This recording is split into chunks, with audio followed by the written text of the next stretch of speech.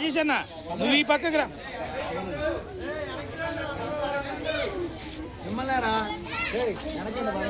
CM అక్రమ అరెస్టులే, CM అక్రమ అరెస్టులే ఖండించాలి. సీఎం నాగరాజు గారి అక్రమ అరెస్టులు వెంటనే ఖండించాలి. సీఎం నాగరాజు గారి అక్రమ అరెస్టులు వెంటనే ఖండించాలి. సీఎం నాగరాజు గారి అక్రమ అరెస్టులు వెంటనే ఖండించాలి. కావాలి కావాలి కావాలి కావాలి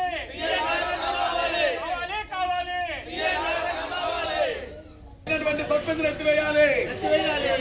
సిఐ నాగరాజు గారి మీద ఉన్న సస్పెన్షన్ అమ్మండా ఎత్తివేయాలి. సిఐ నాగరాజు గారి మీద సస్పెన్షన్ పెట్టిన అమ్మండా తీసివేయాలి. తీసుకోవాలి మళ్ళీ విధుల్లోకి నాగరాజు గారిని తీసుకోవాలి. మళ్ళీ విధుల్లోకి నాగరాజు గారిని తీసుకోవాలి. వి స్టాండ్ విత్ నాగరాజు గారు. ఖండించాలి. సీఐ నాగరాజు గారు అరెస్టులే ఖండించాలి. సీఐ నాగరాజు గారు అరెస్టులే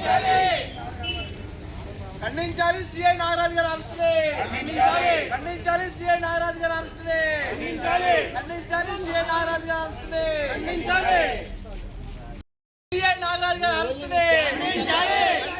సీఐ నాగరాజు గారు అరెస్టులే ఖండించాలి. సీఐ నాగరాజు గారు అరెస్టులే.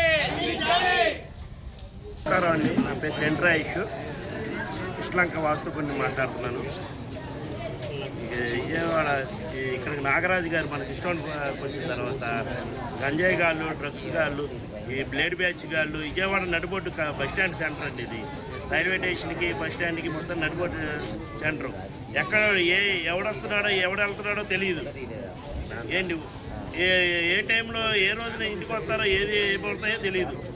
అలాంటిది ప్రతి సందుకం సీసీ కెమెరా పెట్టి ప్రతి ఒక్కరిని ఒకడున్నా ఇద్దరున్నా ముగ్గురున్నా ఆయన ప్రతిదీ సీసీ కెమెరాలో చూసి ఎమ్మటే సీసీ కెమెరాలు చూస్తాం. వాళ్ళకి ముగ్గురు ఉన్నారు, ఎందుకు వెళ్ళినారో వెళ్ళండి కానిస్టేబుల్ని పంపిస్తాం. ఇద్దరు ఆయన కెమెరాలో చూస్తూ ఉంటాడు. వాళ్ళు పంపించి వాళ్ళని తీసుకొచ్చేదాకా ఆయన చూస్తూనే ఉంటాడు. లేదు ఎందుకు ఉన్నారో అని అక్కడే అడుగుతాడు. ఫలానా ఓకే వాళ్ళు మంచోళ్ళు అయితే అక్కడి నుంచి పంపించే ఇంటికి, లేదంటావా తీసుకురా, తీసుకొచ్చేదాకా ఆయన చూస్తాడు. మళ్ళీ వాళ్ళని మధ్యలో ఏదన్నా రాజీ చేసుకుని పంపిస్తారా లేదా అని ఆయన వచ్చిన తర్వాత కూడా వాళ్ళని తీసుకొచ్చావా ఏదని ఆయన కెమెరాలో చూసుకొని ఆయన ఖండిస్తారు, బాధ్యతగా చేస్తాడండి. ఉండే ఇంట్లో ఆడవాళ్ళు కూడా వచ్చి పోరాటం చేస్తున్నారంటే ఆయన వల్లే. ఆయన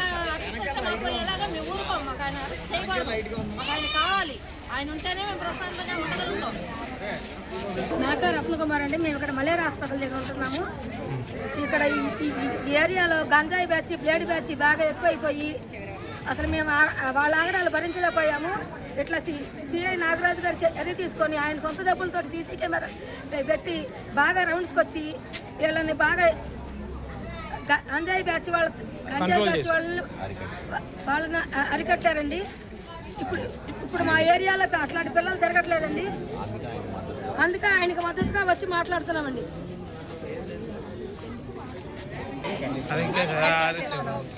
ఇప్పుడు అన్యాయంగా చేసి చర్య తీసుకోవట్లేదని అంటున్నారు.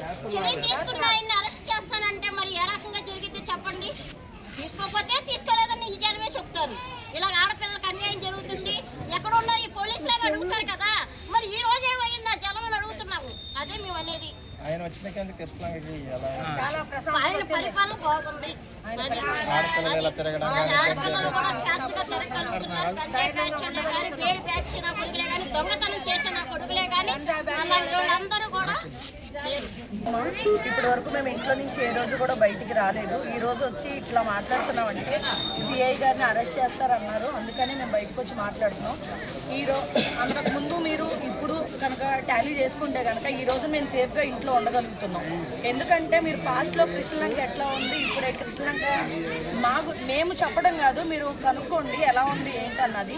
ఈరోజు సేఫ్గా మేము ఇంట్లో పడుకుంటున్నాము, పిల్లలు సేఫ్గా ఉన్నారంటే అది కేవలం సిఐ గారి వల్లే. ఆయన 9 అయిందంటే ఏ ఒక్కళ్ళు మా ఇంటి ముందు మేమున్నా సరే ఒప్పుకోవట్లేదు అనమాట. అంత సేఫ్గా మమ్మల్ని మేము ఎప్పుడు కూడా సేఫ్ హ్యాండ్స్లో ఉన్నామని మేము ఫీల్ అవుతున్నాం. కానీ ఈ రోజున ఇలా జరగటం, ఇంత అన్యాయం చేయటం అది కరెక్ట్ కాదు. ఇది ఎంతవరకైనా మేము సపోర్ట్ చేయడానికి మేము రెడీగా ఉన్నాం. ఎన్ని డేస్ అయినా మేము ఇలాగే పోరాటం చేస్తూ ఉంటాం ఆయన గురించి. Thank you. సౌందర్య అండి, నేను ఇక్కడ మెడికల్ షాప్లో ఉంటున్నాను. చాలా మంది పేరెంట్స్ వచ్చి ఇక్కడ గంజాయి బ్యాచ్, బ్లేడ్ బ్యాచ్ వల్ల మా పిల్లలు చాలా వరకు స్ట్రగుల్ అవుతున్నారండి, ఏం చేద్దాం అది ఇది అన్నాక సీఏ నాగరాజు గారు వచ్చిన తర్వాత మా ఏరియాలో చాలా వరకు గంజాయి బ్యాచ్ కానీ బ్లేడ్ బ్యాచ్ కానీ చాలా వరకు నిర్మూలన అయ్యింది. ఈ రోజున ప్రతి ఒక్క ఆడవాళ్ళు రోడ్డు మీద ఉన్నారంటే ఆయనే కారణం అండి. ప్రతిరోజు 9:30 టైంకి రౌండ్స్కి వచ్చి ఒక 4-5 ఉంటే ఏంటి ఇక్కడ మీకు పని చెప్పి ఆగి అడిగి వాళ్ళని ఇంటికి పంపించి చాలా చక్క పెట్టారండి. అసలు ఈ సొసైటీలో అలాంటి పర్సన్ ఉండాలండి.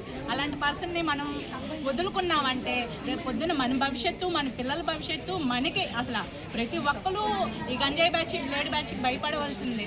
ఎందుకంటే ఒక్కొక్కరు అర్ధరాత్రి ఏ టైంకైనా రావచ్చు. వీళ్ళు చేసే దౌర్జన్యాలు చాలా దారుణంగా ఉంటాయి. అవి మేము చెప్పనవసరం లేదు, ప్రతి ఒక్కరికి బాగా తెలిసిందే. సో సీఏ నాగరాజ్కి మద్దతుగా మేము అంతమంది వచ్చామండి.